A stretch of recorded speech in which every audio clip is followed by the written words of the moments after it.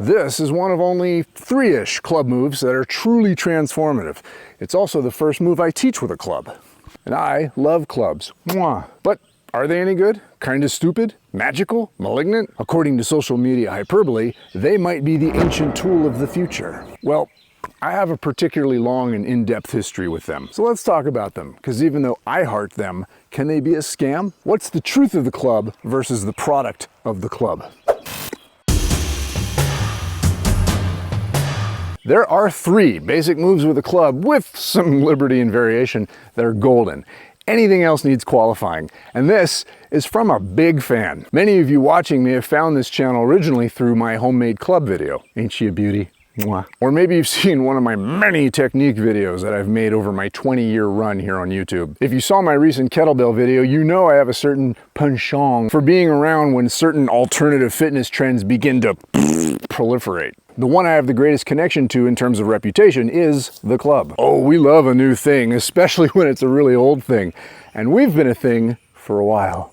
This is a halo, and it feels more halo-y than, say, with a kettlebell or with any other tool you might be haloing with. And that's because all the weight is out here. And that immediately highlights the benefits and the general weirdness of this strange little strength toy. And this is just a variation of a more traditional exercise that looks more like this, and is often done with a very heavy club, sometimes with nails. So movement 1 is take it around the head. And this can manifest in a bunch of different ways, but the goal remains the same.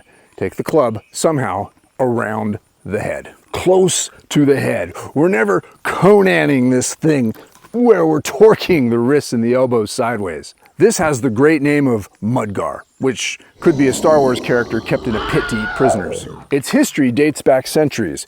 It could also be called a meal, or a bulava, or a jori, or a gata, or a karlakatai. Sometimes with the differences being the area and legend of its origin, or how you use it, or just the size of the handle. In the West, they became known as club bells, or leverage clubs, or just simply clubs. And maces, but that's another story. They do come in all sorts of fun shapes, and several boring ones. What these aren't, despite a classic 250-year-old bait and switch, are Indian clubs. Those were, and are again, diluted versions of the originals. And I won't be talking much about them today because I don't find them particularly useful. So today we're talking about actual clubs, the heavier ones, that are actually like the ones from India, or in this case, actually from India. The westernized connection to these has 2 distinct histories, one dating back as far as the late 1700s, and the other roughly 25 years ago. Here's an insultingly quick history lesson, but I urge you to deep dive into the rich roots of these tools far beyond our little chat here. Heavy clubs can be found in the history of several countries, but seem to have thrived in Persia and India. Then those darn Brits moved into India, and while trying to assimilate the population to British ways,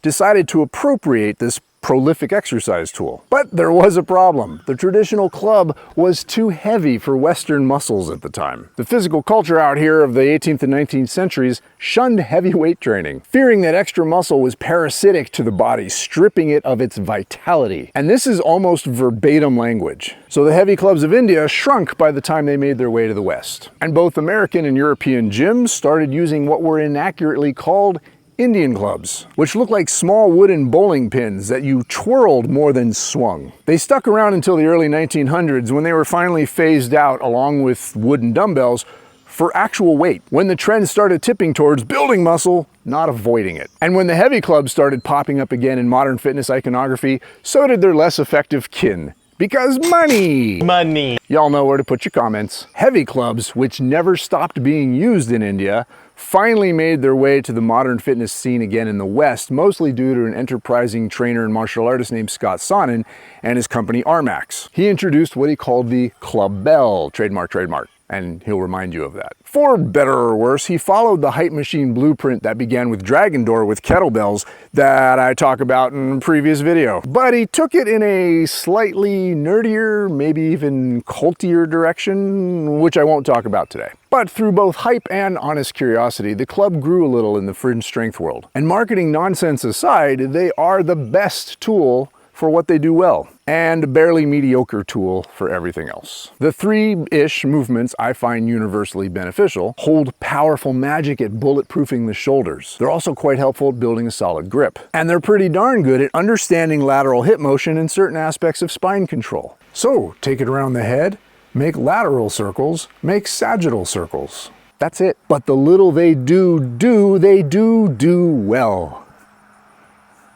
And they do what they do well so differently from anything else that I do use them almost daily to some degree. And the little they do offers a fair amount of variation. Just don't get carried away. You'll end up in that superfluous territory where you'll be dancing with the club but not actually getting any stronger. Now, you might prefer other tools to develop overall athleticism, power, or insert body part here strength. But the club can fill in an important gap or two that might be missing from your other training. But, as mentioned, stick to the basics. Coming up with some funky grooves or putting a bunch of moves together in some terpsichorean nightmare is simply proof that you know how to use the clubs. Not a way to learn clubs, and not a way to get stronger overall. Trust me, I've been there. There is some fun in experimenting with a tool. Just be careful in selling that experimentation as programming. Workouts are simply the strong foundation of a greater movement practice, not the sum total of that movement practice. I want to work out to then go not work out, but have the strength to just participate in the world through movement and curiosity. The workout